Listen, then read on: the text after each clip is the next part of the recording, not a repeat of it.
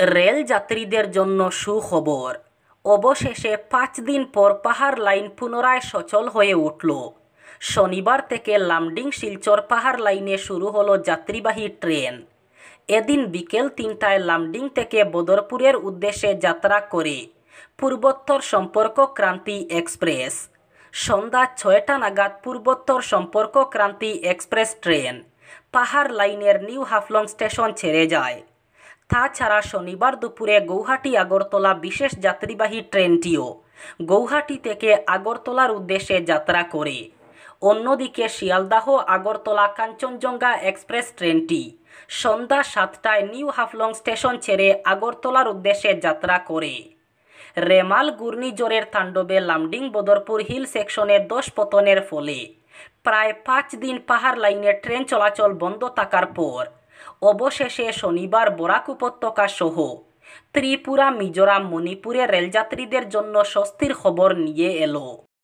অসমে বন্যা পরিস্থিতির আরও অবনতি হলো। শনিবার নতুন করে 3 জন বন্যার বলি হওয়ায় মৃতের সংখ্যা বেড়ে দাঁড়ালো 15।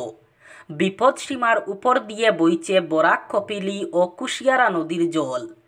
শুক্রবার পর্যন্ত অসমের ক্ষতিগ্রস্ত মানুষের সংখ্যা ছিল প্রায় 3.5 লক্ষ।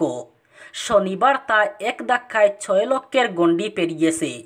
ক্ষতিগ্রস্ত রাজ্যের অন্তত 10টি জেলা। বেসে গিয়েছে একাধিক রাস্তাঘাট, সেতু এবং ঘরবাড়ি। বিঘার পর বিঘা চাষের জমিও ক্ষতিগ্রস্ত হয়েছে। যোগাযোগ বিচ্ছিন্ন হয়ে পড়ে গিয়েছে বহু এলাকা। প্রভাব পড়েছে ট্রেন চলাচলেও। রেমালের প্রভাবে গত মঙ্গলবার থেকে অতি ভারী বৃষ্টিপাত শুরু হয় অসমে। তার জেরেই রাজধানী শহর গৌহাটি সহ অসমে গ্রামের পর গ্রাম প্লাবিত। 7 দফার বুথ পর্বের শেষে সব বুথ ফেরত সমীক্ষারই ইঙ্গিত।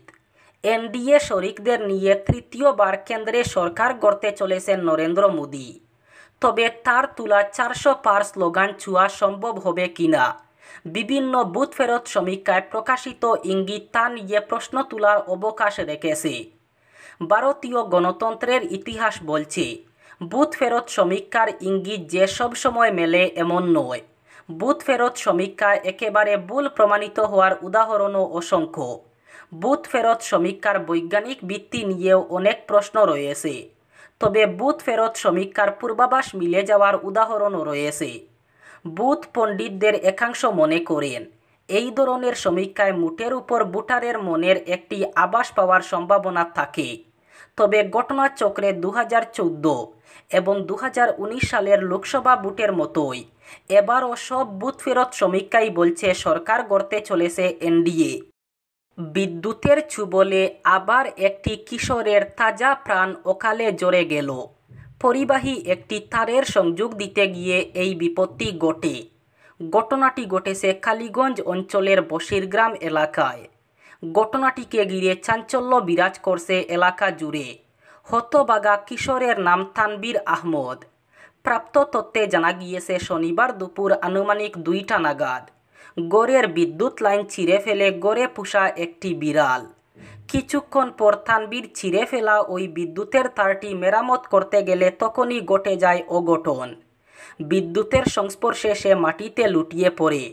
তড়িঘড়ি করে তাকে নিয়ে যাওয়া হয় কালীগঞ্জ মিনি পিএইচসি হাসপাতালে। কিন্তু শেষ রক্ষা হয়নি, ঘটে যায় সর্বনাশ। কর্তব্যরত চিকিৎসক রূপাঞ্জন দাস তাকে মৃত বলে ঘোষণা করেন। পরবর্তীতে বদরপুর পুলিশে খবর পাঠানো হলে ময়নাতদন্তের জন্য মৃতদেহ করিমগঞ্জ অসামরিক হাসপাতালে প্রেরণ করা হয়। তরতাজা কিশোর তানবীরের অকাল প্রয়াণে শোকের ছায়া নেমে এসেছে গ্রাম জুড়ে। এক্সিট পোলের সময় অগ্নিবীর প্রকল্প নিয়ে হস্তক্ষেপের দাবি জানিয়ে রাষ্ট্রপতি দ্রৌপদী মুর্মুকে চিঠি লিখলেন রাহুল গান্ধী। এই চিঠিতে রাহুল অগ্নিবীর প্রকল্প নিয়ে উদ্বেগ প্রকাশ করেছেন। এই যোজনাকে বিজেপির উপর আক্রমণ বলে চিহ্নিত করেছেন তিনি। অগ্নিবীরের সঙ্গে বৈষম্য করা হচ্ছে বলে চিঠিতে অভিযোগ জানিয়েছেন রাহুল গান্ধী। এর আগে লুধিয়ানার জনসভায় দাঁড়িয়ে রাহুল গান্ধী বলেন যে ক্ষমতায় এলে তারা প্রথমেই এই প্রকল্পটিকে ছিঁড়ে ফেলে দেবেন। এইসব জল্পনা দেশের জন্য ভালো নয়। লোকসভা নির্বাচনের সময় অগ্নিবীর প্রকল্প নিয়ে উদ্বেগ প্রকাশ করে রাষ্ট্রপতি দ্রৌপদী মুর্মুকে চিঠি লিখলেন কংগ্রেস নেতা রাহুল গান্ধী। চিঠিতে রাহুল গান্ধী অভিযোগ করেছেন অগ্নিবীরের সঙ্গে বৈষম্য করা হচ্ছে। এমতাবস্থায় অবিলম্বে রাষ্ট্রপতির হস্তক্ষেপ দাবি জানিয়েছেন রাহুল। বেতুকান্দি স্লুইস গেট আনুষ্ঠানিকভাবে বন্ধ করতে আবার শাটার খোলায় শহরে কিছুটা জল ঢুকেছে এবং গেটের কিছু অংশ ক্ষতিগ্রস্ত হয়েছে, এমন অভিযোগ তুলেন রাজ্যসভার সাংসদ সুস্মিতা দেব। তিনি মনে করেন এবারও ওই এলাকায় ষড়যন্ত্র হয়েছে এবং এর সঙ্গে জড়িত জলসম্পদ বিভাগের কিছু আধিকারিকরাও। তিনি ঘটনার তদন্তের দাবি জানিয়েছেন এবং বলেছেন লোকসভা নির্বাচন প্রক্রিয়া শেষ হলে তারা এর বিরুদ্ধে আন্দোলনে নামবেন। শনিবার শিলচরে এক সাংবাদিক সম্মেলন ডেকে তিনি এমন অভিযোগ এনে বলেন, আমাদের তদন্তে যে তথ্য উঠে এসেছে সেটা অনুযায়ী 29 মে সকাল 8টা নাগাদ বন্ধ করা হয়েছিল বেতুকান্দির স্লুইস গেট, কারণ তখন বরাক নদীর জল দ্রুত বাড়ছিল। তবে কিছুক্ষণের মধ্যেই বিভাগের এক উচ্চপদস্থ আধিকারিক তাদের জুনিয়রদের ফোন করে গেট খুলতে বলেন। লোকসভা নির্বাচনের 7ম দফা তথা শেষ দফার ভোট গ্রহণের মধ্যেই দিল্লিতে বৈঠকে বসেন ইন্ডিয়া জোটের নেতারা। তাতে ছিলেন সোনিয়া গান্ধী, রাহুল গান্ধী, মল্লিকার্জুন খার্গে, অরবিন্দ কেজরিওয়াল, তেজস্বী যাদব এবং শারদ পাওয়াররা। কংগ্রেসের সভাপতি মল্লিকার্জুন খার্গে বলেন, বিজেপি যে মানুষের মনে একটা ধারণা বদ্ধমূল করে দিতে চাইছে সেটার বাস্তব দিকটা তারা এই দেশের মানুষকে বলতে চান। ইন্ডিয়া জোট কমপক্ষে 295টি আসন পাবে। 295টির বেশি আসন পাবে ইন্ডিয়া জোট। সব নেতাদের সঙ্গে আলোচনা করে তারা সেই সংখ্যাটা পেয়েছেন। দিল্লির মুখ্যমন্ত্রী অরবিন্দ কেজরিওয়াল বলেন, 295টির বেশি আসন জিততে চলেছে ইন্ডিয়া জোট। বিজেপি এককভাবে 220টির মতো আসন জিততে পারে। এনডিএ জোট পেতে পারে 235টি আসন।